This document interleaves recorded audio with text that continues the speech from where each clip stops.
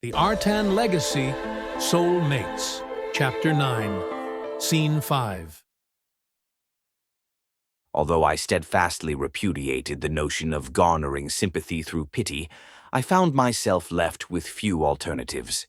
Lady Lunatora arrived in person, for I refused to see anyone else. She discovered me huddled in the corner of the carriage, shivering beneath the coachman's cloak. "By the first sun, what have they done to you, my kitten?" Lady Lunatora lamented, covering her mouth with a hand, her voice trembling with concern. I must look like such a hypocrite. I stuttered, feeling the full brunt of the cold outside as the door was opened. Coming to you, crawling back, begging for help, and after all of what I said. Please forget that. None of it matters at all. The kind young woman climbed into the stagecoach and offered me her hand. Come awfully, let's get you inside. It's only me. I had relayed only an abridged, fatalistic account of the events. The servants were entrusted with delivering my message, and soon after the gates were opened to us. I was ushered through a side entrance near the kitchen, where Lady Lunatora had found me. The house mirrored Lord Faringoth's, albeit larger, boasting nearly twice the number of rooms. It belonged to a friend of hers. Though the chill outside threatened to devour me whole, warmth soon embraced me within the kitchen. I approached the hearth, extending Princess's frozen hands as close to the flames as I dared without risking burns. Come here, near the fire. Rest. Warm up. Lady Lunatora urged, gently seating me and patting my back with kind insistence. I will send for some clothes. Wait here. I'll be back soon, kitten. She hurried off, skirts lifted to preserve her dignity, calling for aid only once she had left the kitchen's warmth. Nearby, a gleaming knife caught my eye, its surface reflecting my gaze. I would sooner march right out that door, covered only in this ridiculous rag, than endure whatever it is you think you are doing here, Dubart. Princess snarled within, expressing her profound disapproval. You cannot possibly mean that. Do cease this childishness. I may not know the particulars of your quarrel with her, but it is high time to make peace. I whispered under my breath, shrouded by the cloth.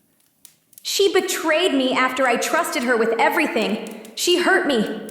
I will never forgive her, Princess declared with vehement passion, yet offered no further details. I will never forgive you if you force your way into something you don't understand. Let her lend me some clothes. Check carefully she didn't sabotage them. Paint her if you must, and then let's get out of here. I have already sent for someone, Lady Lunatora announced as she returned to the kitchen. A dress will be brought for you shortly. I realize it must be humiliating to be seen in such a state. Princess scoffed. But the maid we summoned is discreet and won't gossip. I promise. She'll boil water and assist with whatever else you require. Are you ready to speak about what happened? I heard only that you were attacked. She inquired gently. There was little reason to come to this place, if not to share the tale. Lady Lunatora had once spoken of connections in the city. With the right motivation, she could render the search for Chelyo far more effective than it might otherwise be, perhaps not sufficient to capture him, but enough to convince him never return to Bernan or meddle with anything linked to this place, Princess included. First and foremost, I must express my gratitude for your help. I am truly grateful, I said, bowing deeply, for it seemed an ill-suited moment to curtsy. Lady Lunatora shook her head. Forget about it. Don't even mention it. This is not about who is mad about what or who owes what. This is a matter of common decency. Anyone would have helped, noble or not. And I am so glad you thought of me and are safe. Awfully, is it true what your servant said? Were you really attacked by a Magian? What happened to your clothes? Did you get mind-controlled? Did he make you do things? I nodded gravely, speaking with the urgency the situation demanded. He introduced himself as Chelyo, an elderly man, at least 90 years of age, dangerously thin, bald with ashen skin, a full set of yellowed teeth and bushy gray eyebrows. His eyes were brown, his nose large and bumpy, and he stood a palm taller than me. I described him with every detail I could recall. I entered his shop, mistaking it for a library. My driver recommended the place. Do you think that boy is involved? She suspected a possibility that I had not completely ruled out. I hope not, though questioning him and the neighboring shops could be a prudent beginning for an investigation. Tira. I addressed her by her given name, for Princess and the lady were supposed to be on such terms. I am terrified of him. I fear he may seek retribution for my escape, that he might try to silence me. He spoke of deceiving others, and what he intended for me may have already befallen numerous affluent victims. I will call for the city guard. You are in no condition to speak with them, so allow me. She kindly offered what I had been insinuating, the concept of city guards patrolling to prevent crime and enforce the Lord's laws had been a standard practice for centuries. Whenever a population grew large enough, it was reasonable to establish an organization dedicated to maintaining peace. My father, however, approached the matter differently. 20 years ago, he devised a system that had proven successful. He increased their funding, divided their organization into specialized departments, instituted formal training, and required them to follow protocols and report their activities. Irgumen had since adopted this system across 5 duchies, which had notably reduced crime, especially murder and conflict, though it demanded significant investment from the lords. An effective city guard could not merely be soldiers on rotation, enforcing laws at their discretion. There needed to be teams for patrolling, investigating, tracking criminals, and maintaining records, all subordinate to their central headquarters. Each team required distinct training and equipment, with its own internal structure and hierarchy. My father had authored no fewer than 4 books on the subject, and was quite proud of the results. The constabulary, he called his experiment. Since Lady Lunatora would be speaking on my behalf, I recounted the events in as much detail as I dared, avoiding the topic of spiritual possession. Revealing that would make Princess seem, at best, a dullard, and at worst, utterly mad.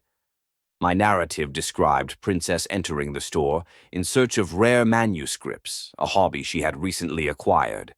Chelyo, insistent that I was afflicted with imaginary ailments, offered remedies, which I refused. My rejection enraged him, prompting an intimidating display of the Artan legacy. He then demanded Princess surrender all her belongings, including her clothes. When the maverick attempted to use mental sigils to render Princess a helpless slave, sheer terror surged through her, causing her to hurl objects in desperation before fleeing. Escaping from a Magian was no trivial feat. Armed, trained men could easily fall in the attempt. I hoped not to be questioned too closely on that point. What a vile beast. Lady Lunatora censured, flushed and furious. Despicable man. He must be found and dealt with. There is no other way to feel safe in Bernan. And to think that he did the same to others that he did to you. And they just can't remember because of his tricks. By Sabian's mantle. Mavericks. What a terrible ilk. We conversed further as a sturdy woman in her mid-30s directed 2 younger servants to assist us. Despite Lady Lunatora's assurances, 3 women, not 1, saw to our needs. Princess, ever displeased, expressed discomfort at being nude in such a place as a kitchen, subjected to the hands of strangers scrubbing her body. To me, it was a perfectly ordinary occurrence, far more dignified than much of my day-to-day existence. The water was heated to a comfortable temperature, 3 full buckets prepared. Princess's body was washed thoroughly, the dirt from our misadventures scrubbed away. Scrapes and bruises adorned our skin, the most concerning being a bruise on the lower pelvis, which caused Lady Lunatora great alarm. We were dried, though Princess's long hair required 3 towelettes. While warmth enveloped us, I could not shake the suspicion that Lady Lunatora had deliberately prolonged the exposure of her friend's form. Clothes were brought, but they were not what I was expecting. Oh, I am so sorry, Ophelia. This is the best I could find in such short notice. Lady Lunatora apologized profusely, but I detected a hint of falsehood in her demeanor. I only brought one other dress, which I plan to wear to supper after a bath, and Ramiota is currently absent. I would not want to grab her belongings while she is away. Ramiota Tellenhart was the lady of the house, sole daughter of Samuel Tellenhart, a merchant so affluent that he had purchased his own legacy. Through dubious means, this new lord had obtained ancient documents declaring himself the heir of the extinct Tellenhart line. His generosity and charm had rendered his false claim largely unquestioned. Lady Tellenhart was the friend Lady Lunatora had come to visit in Bernan, and it was peculiar that she was absent while hosting guests. Ophelia was garbed in the same attire as the women who assisted her in dressing, like a maid. A plain black gown, complemented by a white apron, and practical shoes designed for laborious tasks, along with a modest headdress, completed the ensemble. Certainly it was not the sort of attire befitting a noble-born lady. Once the maids had finished their work, they were dismissed with little fanfare. I suppose this shall suffice for the moment, I remarked, rubbing my arms as I noticed the coarseness of the sleeves. It is certainly more glamorous than this ragged cloak. I am glad you like it. Lady Lunatora presumed. It really does suit you. Anything looks good on you. Quite. Thank you, I suppose. It was hardly a compliment, but I chose to give her the benefit of the doubt, suspecting she had committed a minor solecism, one that was forgivable, and thus I let it pass. Lady Lunatora cleared her throat. Is that how you're supposed to talk to me now that we're all alone? There was a sudden change in her attitude and how she addressed me. I hope you still remember your place. Of course she is going to make us play along with this, came Princess's vexed murmur, echoed by my reflection in the remaining water within a nearby bucket. Don't say I didn't warn you. What exactly? I whispered, my voice barely more than a breath, perplexed by what was expected of me. Just behave like you're her servant. Like, a really, really humble servant, Princess explained. It pleases her. What sort of relationship? I mouthed quickly, hoping the remainder of my question was self-evident. Lady Lunatora's frown deepened, her lips pursing as though in warning. You're the one who got us into this. She's scary when she's displeased, Princess pressed, blaming me. Just say, I am so thankful for your gracious compliment, my mistress. She must have sensed my puzzlement since she added, No, seriously, do it, and try to sound like you mean it. She nagged, oddly enough. With not much avenue for argument and two noble ladies expecting me to act, I decided to comply. My humble apologies. I meant to say I am so thankful for your gracious compliment, my mistress. Much better.